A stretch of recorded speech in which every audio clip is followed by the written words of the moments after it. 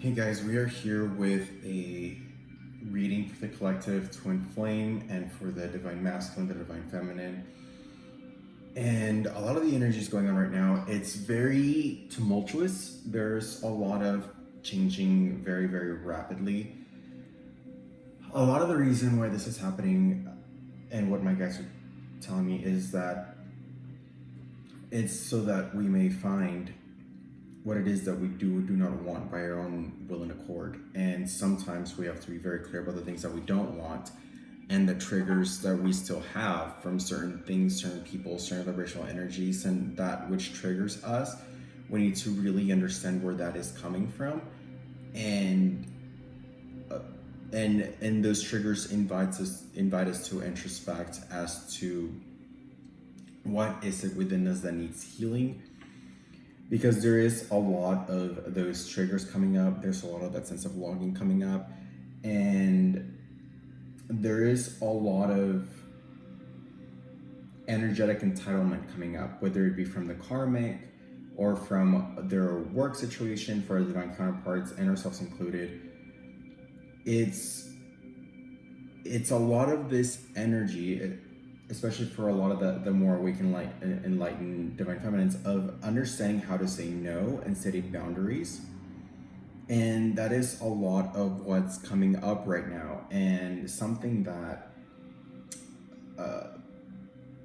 I looked at a while ago, but it has been really prevalent in my head the last couple of days, is how an artist said that, they really started moving forward and ascending when they stopped trying to fix broken toys. And I know that sounds really harsh, and a lot of you guys are not going to like that message or that I said that. But although I do believe that, like a light or a candle, we can light other candles without putting out our own light. Before we can do that, we need to really clearly understand where our boundaries are and how to fill our own cup before we try to fill other people's cup. A lot of the burden of the divine feminine, and I relate to this, and I have related to this, is it's almost easier to try to fix or help someone else than it is to really look within and see what would really fulfill us and what would really have us to our highest potential. And it seems like something that we've been dealing and struggling with since the beginning of time, but it's something that really needs to be transmuted now more than ever. It's not that much different than, it's a lot of why some of the, narcissistic vibrational resonance, in this paradigm can oftentimes be attracted to us, is because a lot of what happens is that, they can see our light, but also that, that we long to help and fix others or try to help someone else. And it's a direct and opposite correlation and reaction to the divine masculine not being in the true, authentic, emotional, in tune heart space, because we're not in our true, authentic power. And it's something that has increasingly become more and more clear. I am also seeing a lot of light workers being tested on this. And there's a lot of, even in the Twin Flame collective, there's a lot of, some of the people that maybe were in union, maybe before the self-purification process or prematurely, we're seeing that maybe it's not working out the way they expected. Not that it's not going to work out ever, but it really is ultimately a journey within. And our divine counterpart in union is a meter without. So I guess the first card that came out here is that nothing is yet set in stone. And I think this really speaks to the fact that, we're practically in the juxtaposition of divine will and free will. And what used to be a very clear, cognizant future or series of events is now more so the strings. And it's really up to us, the collective divine masculine and feminine, to do our inner work, because to be the best versions of ourselves, it invites the divine masculine to realize that they are also to inspire that they can be the best version of themselves and to have everything they ever wanted. But so long as they are really concerned with as long as we're very concerned more so with union and belonging, then they're not going to realize the potential that we have within, or that they have within, because we're more concerned of what is happening without. And a lot of these divine masculines are more concerned of the shell ego that they have without than they are within, so that making us in a lot of ways fundamentally incompatible. Something that's also come to my attention, and that our guides have been really adamant about and being very clear about, is the fact that as we ascend, we need to be more mindful of our intentions for doing what we do. And I was very much, I think primarily, not reprimanded, but they definitely came down on me pretty hard. Not because I was doing anything wrong, but just to understand that, as we ascend, we are being graded and we are being measured by that to which we know better of. And oftentimes, even though we are always well-intended, our intention, especially with these readings, is always to help the collective. And these readings are always very channeled, but sometimes whenever I would, not be reading or channeling in my everyday life, I realized that, or my guides were telling me that, being mindful of the intention by which not just I, but the world around me operates is becoming increasingly important, because we do know better and we are extremely powerful. And with a lot of power comes a lot of responsibility, and that is the responsibility of being aware of our ego, and when it comes in and when it leaves. When it comes in, when we're tempted by it, and where the intention is coming from, which we are tempted by. And that includes a lot of, watching these readings, and that includes how watching me. And if a lot of times, if you guys may not want to hear something like this, I know I might see it in the comments, or you guys might unsubscribe, but I wouldn't change the message for that reason. And it's something that I think as a collective it's important that we become very mindful of our intentions, because they are very powerful and they do have a lot of implications. And so, with that being said, the two words that came out just now are you and your loved ones are safe, as well as you are good enough. And what this is really saying to me is that this is still divided and orchestrated here with your loved ones are safe, including ourselves. Our higher selves, we opted in to be in this relationship from a soul contract standpoint, from a spiritual standpoint. If you subscribe to the, understanding of, the unconditional love being the highest resonance and being oneness, this is really speaking to, what I'm getting is that this, our higher self, is really telling us that we and our loved ones are safe. It's just up to us in this paradigm and in our ego state to do our work. And a lot of the healing that really needs to happen, or we need to, I guess, pay attention to here with the divine, with our inner divine feminine, is to really be mindful of what will we be doing without whatever we imagine we'll be doing with our divine masculine, doing that without them, and really being in our power because we are safe to do so. And what I'm also getting is reassurance that this is divinely orchestrated, even though nothing is set in stone. As long as we're attuned to being well-intended in the highest versions of ourselves, we will continue to proceed forward. With that being said, here with the you are good enough, what I'm getting is that, really stepping into our power. And another thing that's also come to my attention that I've seen a lot of is really a lot of the divine feminine collective feeling like they need the masculine to be happy, to be in their power, to be in their union. And although it obviously helps, that love obviously already exists within you, our twin flame is resonating that love out without us, or out back to us, but it is our own vibrational resonance. They are an extension of ourselves. And to really begin to find that power within, because that is the catch-22 of the union we a lot of times so much long for. With that being said, I am going to draw a card, because we obviously want to know kind of where the divine masculine is at and how they are mirroring us in this moment. And that's kind of the intention setting forth here. Oh, that's a lot of cards. With these readings is understanding what what is it about the divine masculine that is being mirrored, and what is their energy? Because it invites us to think about how we can be the offside, or the opposite and inverse of that, as we are the perfect mirror. So what is currently the energy that the divine masculine is feeling towards the divine feminine? Is a lot of them are really, if the Judgment card keeps coming out every day, every day I've done readings, they're very much feeling like there is that sense of judgment coming. And what I'm getting is that a lot of them feel like it's coming from us, or that we are some way, shape, or form hoping that this happens. And it's almost like the feeling that we're hoping for this tower moment is what I'm getting for the collective. I'm also getting that a lot of the judgment that is currently coming to them is they are interpreting it as somehow having something to do with the divine feminine. And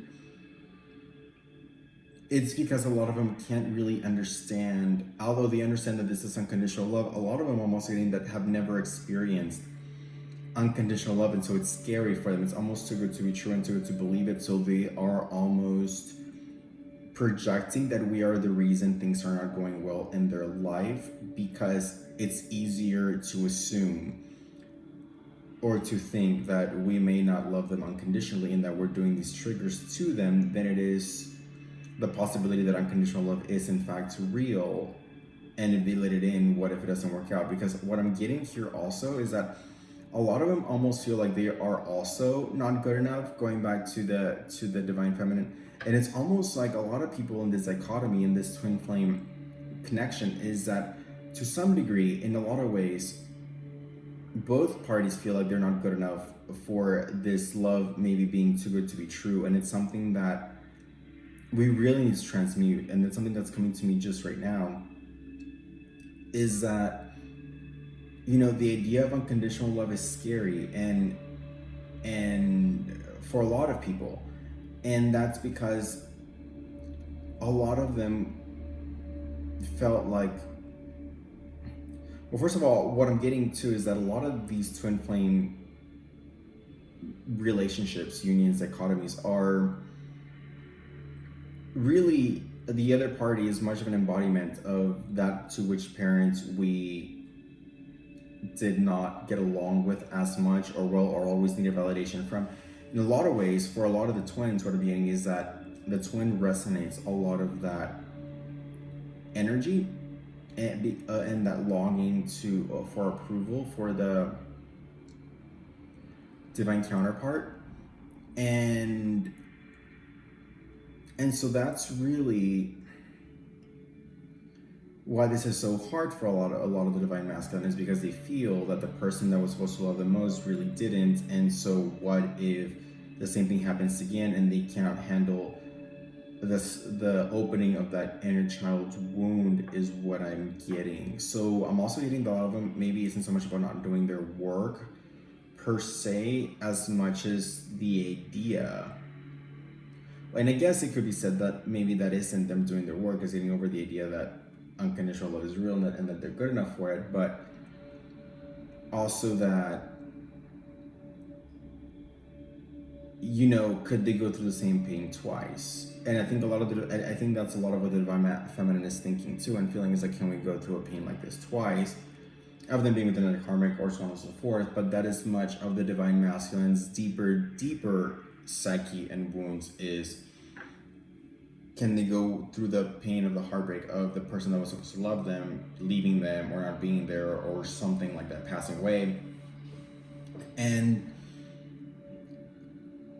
And so they feel deep down, a lot of divine masculine deep down, like they're not good enough, because they never felt that sense of security and foundation with when they were younger, whether they be with a parent or otherwise. And that's something that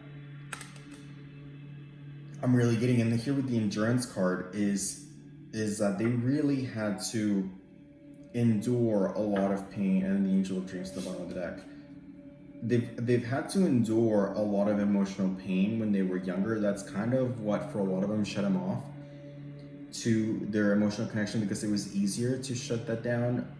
And it's really, what I'm getting is inviting us to look at it from a much more empathetic standpoint and trying to understand standpoint. and also being able to communicate what is actually triggering us rather than just assuming that the divine masculine should just know or understand. And a lot of this is about communication, and that's what I'm really getting here. A lot of the endurance needs to, the way they've gotten to this point is by enduring and carrying this pain, is what my guides are also saying. And so it's almost like that's what they were able to build. Whatever they have now in 3D paradigm is what they were able to build with the transmutation of this pain, or maybe not transmutation, but on the back of this pain, they were able to build a lot of what they have now. So who are they without that pain, and are they worthy of lifting that? Because that's all they've ever known. And in their mind here, what I'm doing with the angel of dreams is like it's almost like only in their dreams or only in their memory can they imagine a love that is so pure, which is the divine feminine or the divine counterpart that's twin flame. They do feel, I'm getting here, a gap between, you know, what can exist in their dreams and unconditional love, and what they imagine can be real, because it's more than just what I mean. It's more than just not opening up childhood wounds or doing inner work or healing or shedding the ego. It's a symptom of, deep down at the very core, all they've ever known is a life without unconditional love. And so who are they with that variable changes? So that is really heavy energy.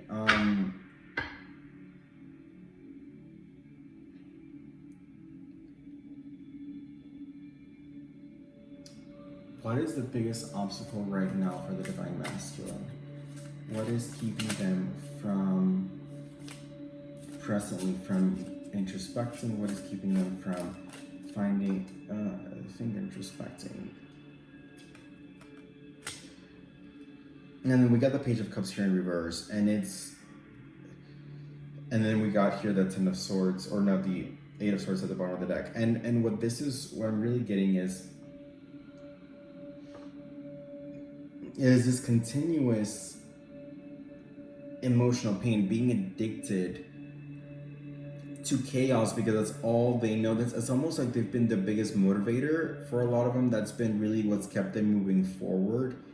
And almost a sense of losing their identity, like addicted to chaos, losing their identity and not being in that energy. It's who are they? They're so used to that anxiety or to that angst or the high or whatever that these drama and chaotic situations have given them here. And then we got the High Priestess, and then the Fool, the High Priestess in reverse, and the Fool upright. And it's really this fear of who is their higher selves, who are they in their Fool's journey, where do they land in a world where the biggest driver and motivator, whether it's been getting away from parent or working away from the karmic, because a lot of them, I'm getting that they use the karmic as escapism. And it's almost like there's someone there for them to escape to, who they don't entirely care about or love, so they can't really be that hurt by the karmic. And so it really is like a false shield, because they can ignore their higher self and their inner child with the karmic and just kind of escape onto them. And it's like being the shoulder that they can hide from rather than cry on, and they can hide to themselves because they can almost just be distracted by the fact that this is not the relationship that they want to be in. And for that moment that they're with them, they can make it about how this relationship is not working out rather than their childhood wounds, which is what my guides just now clarified to me, which is just a really awful situation across the board. I mean,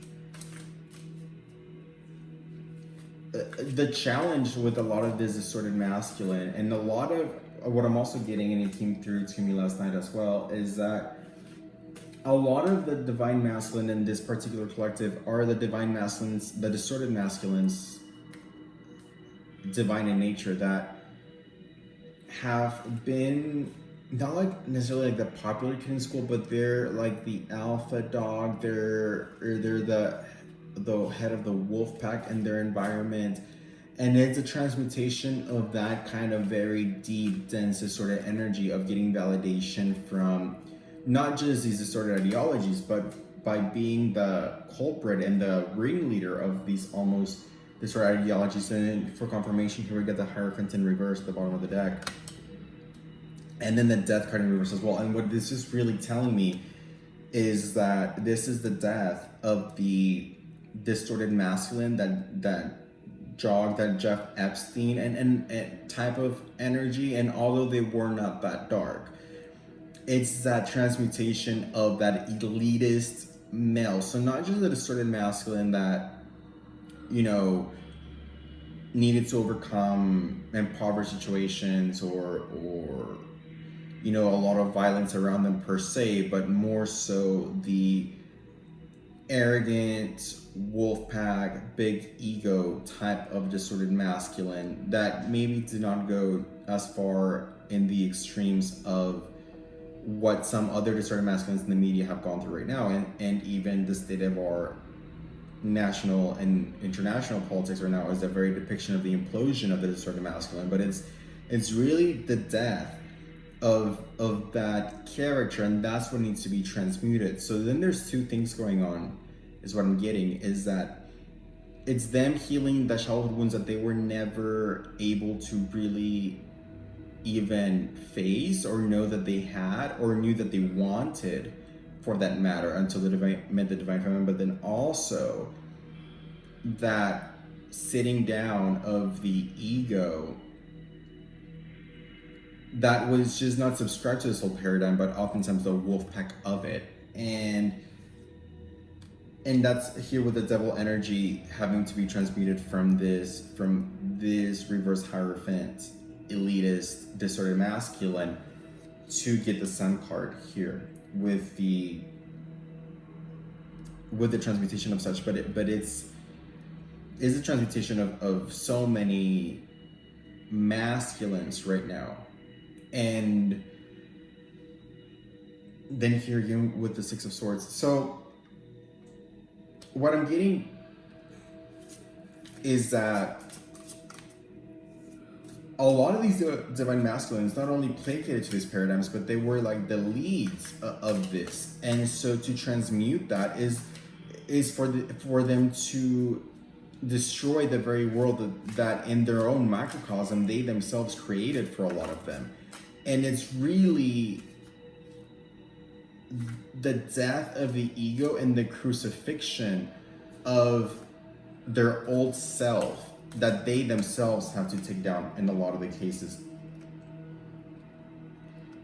And then here we have the Six of Cups and the Seven of Swords. So it's very much,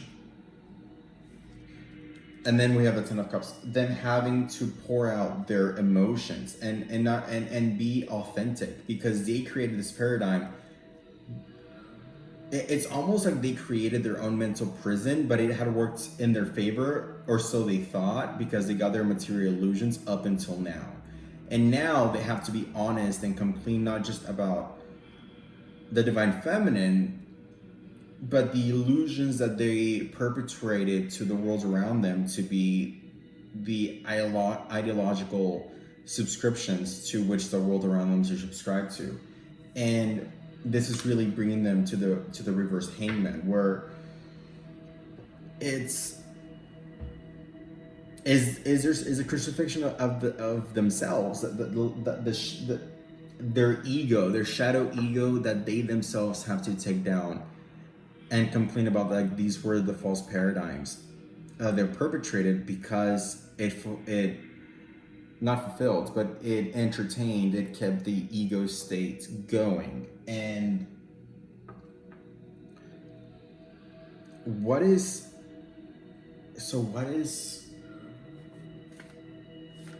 currently, where is their heart at with how to go about this? What are they thinking?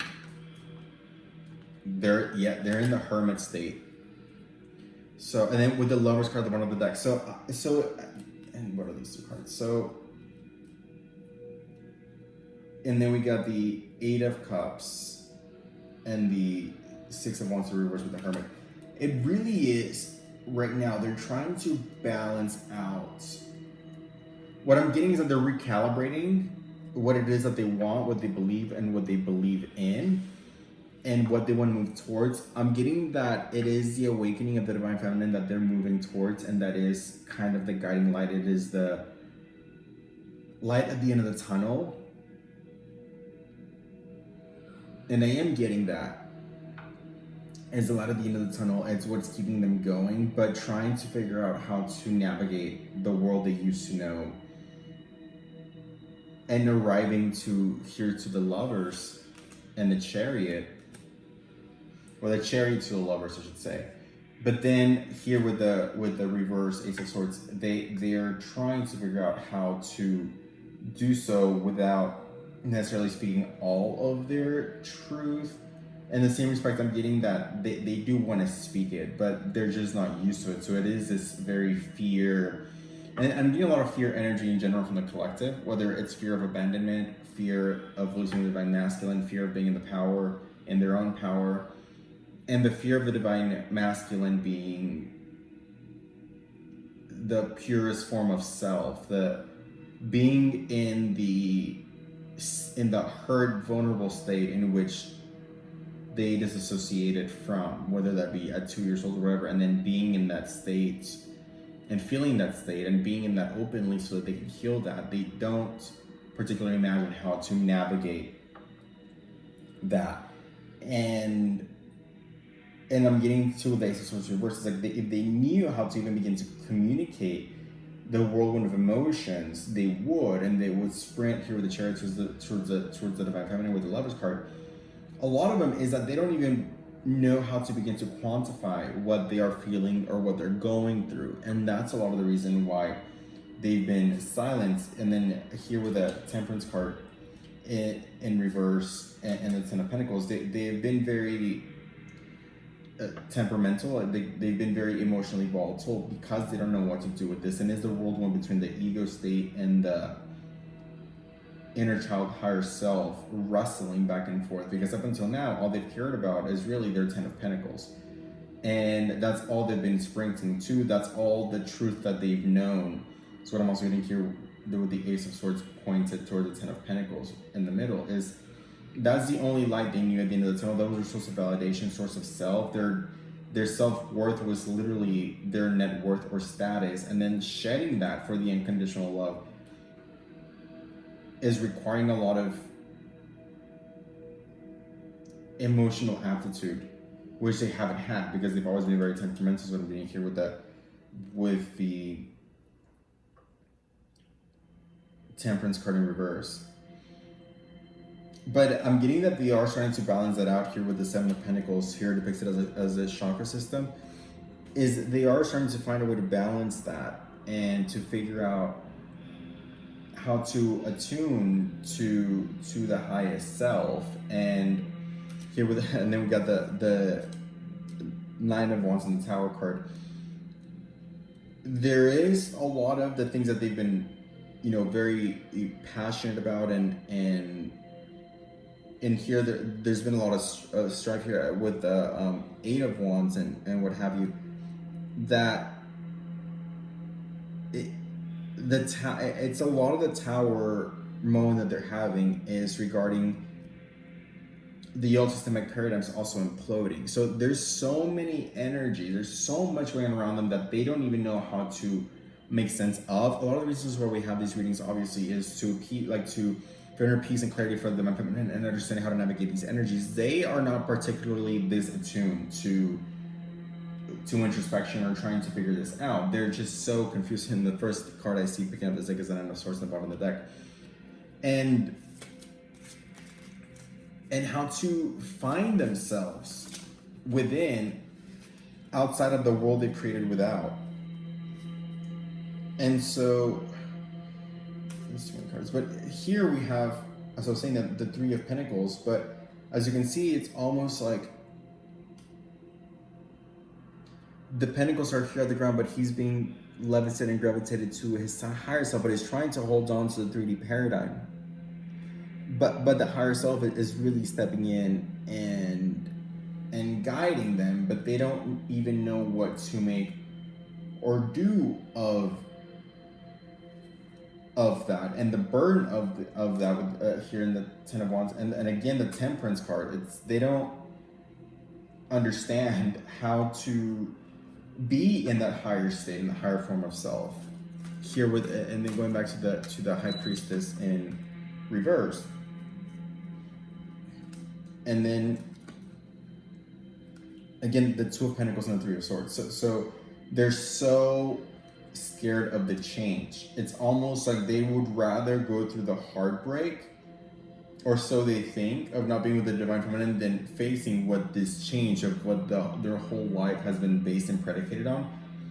But the Sun card here is really telling me that ultimately their higher self is really stepping in, and as the ego body breaks down, and the more Tower moments they have, even the more revelations or epiphanies that they have, every time that mind-blown moment happens and a little bit of their ego pain body vessel breaks, it allows a little bit more of the higher self to come through, which is why these Tower moments are divinely orchestrated, because we do need that to introspect.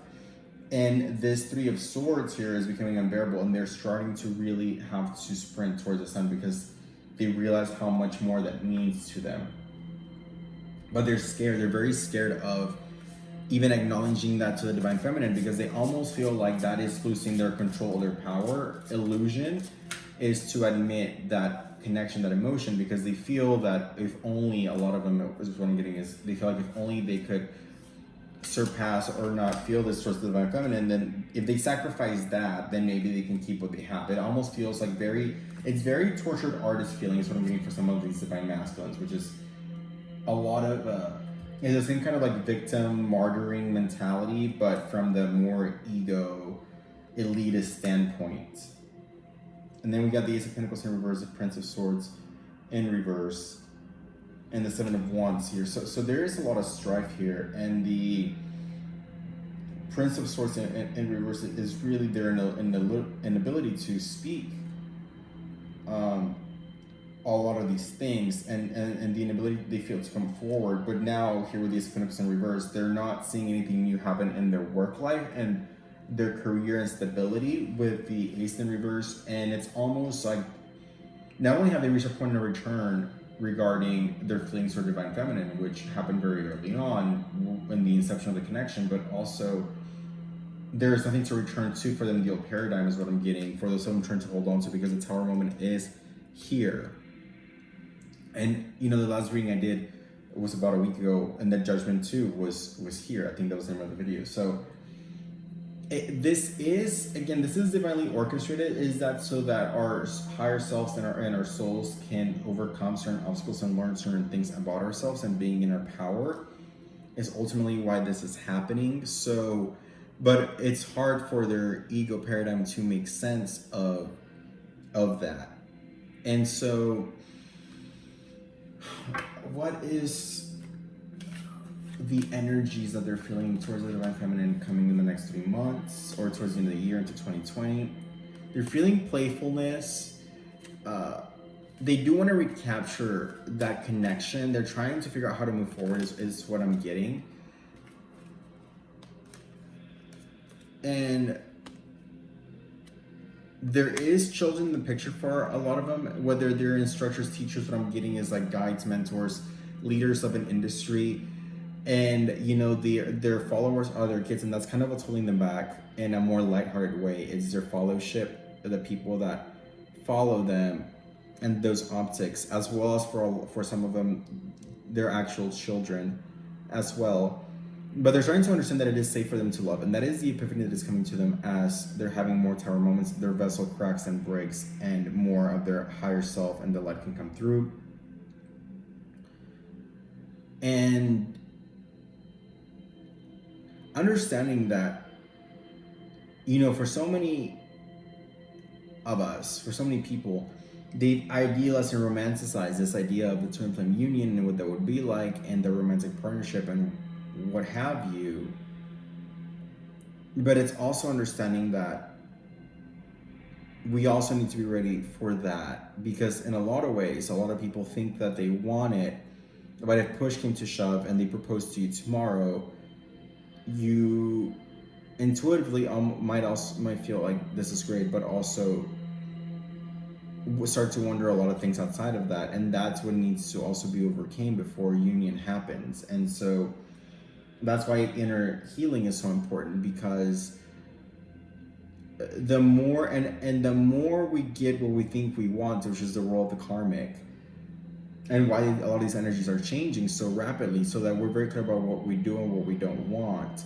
But the more oftentimes we get that we want, the more we realize how much is not fulfilling us, or how much more work there needs to be done in other areas or places. And that's what we're being invited to introspect about here in this reading, is that it is safe for us to love, but also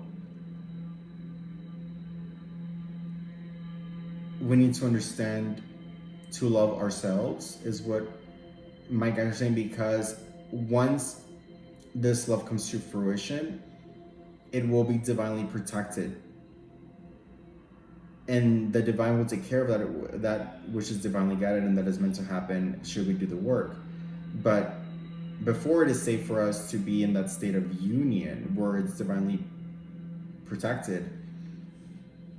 There's a lot of messages coming here with this. It is also important to love ourselves, and I need a clarifier. What is the can I get some clarification of the it's safe for you to love in the context of union? And so here the Angel of Vengeance actually came out, and what I'm getting, and it's actually now a very clear message, a lot of divine feminists and a lot of people in general have romanticized now more so the idea of the divine masculine, feeling what they've gone through, and almost paying like their karmic price, than they are concerned with the unconditional love of the union. And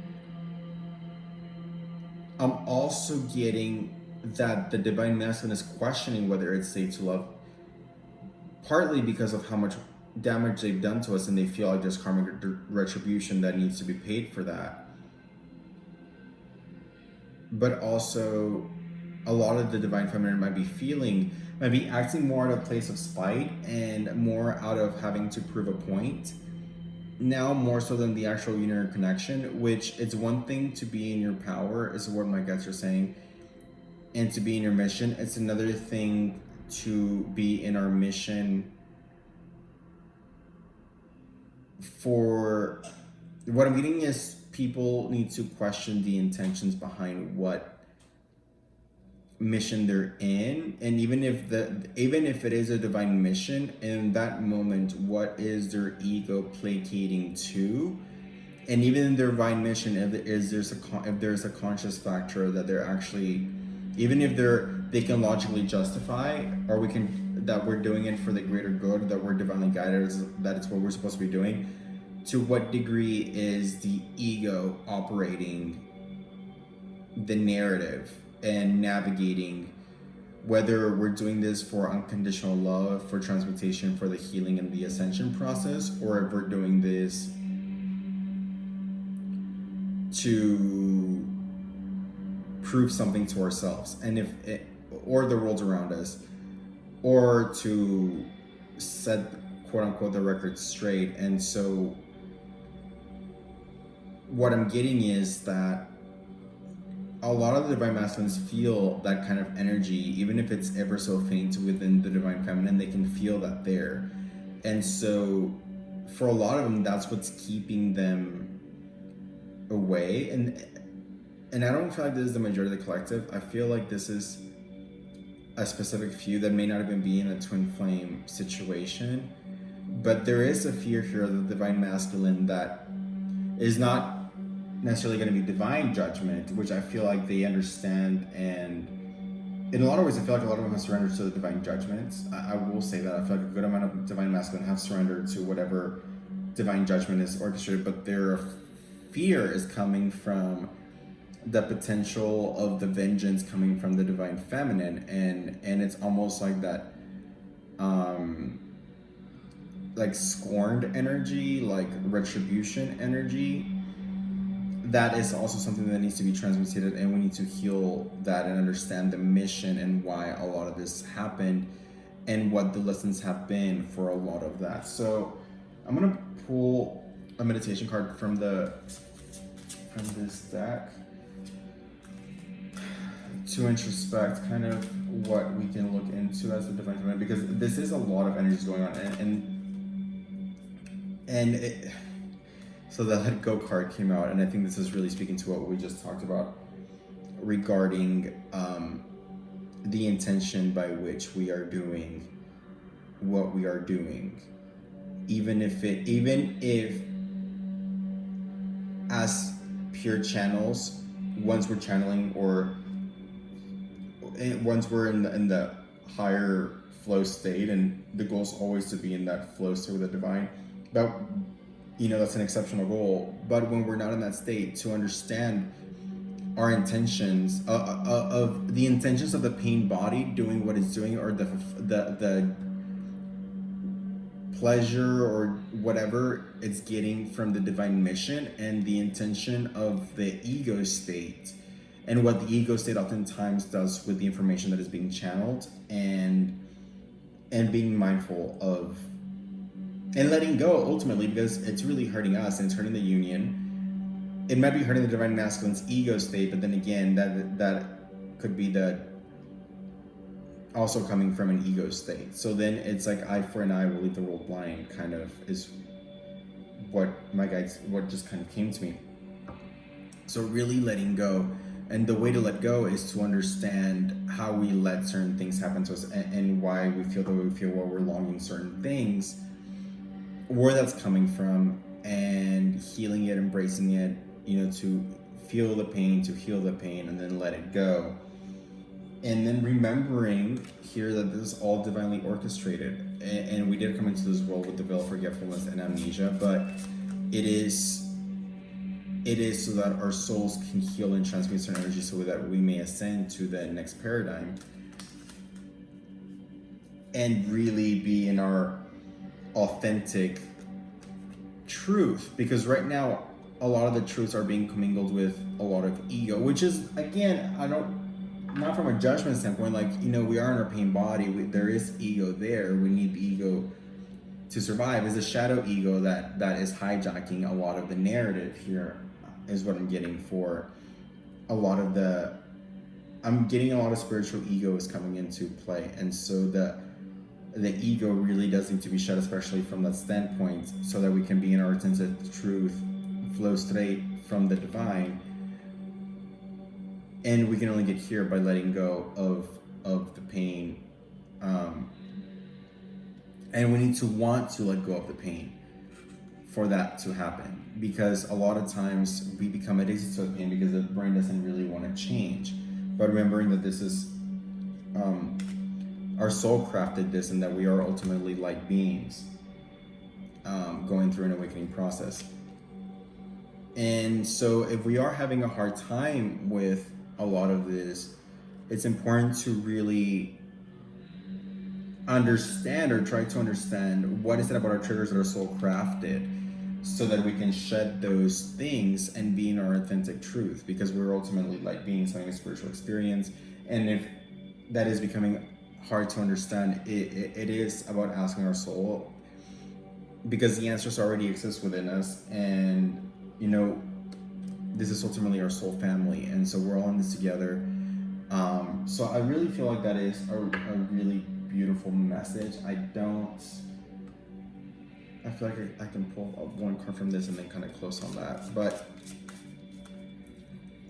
a lot of these shifts are triggering the ego, so I think that my guides telling me it more so than, you know, if we understood this is divinely guided, then we wouldn't be so concerned. So,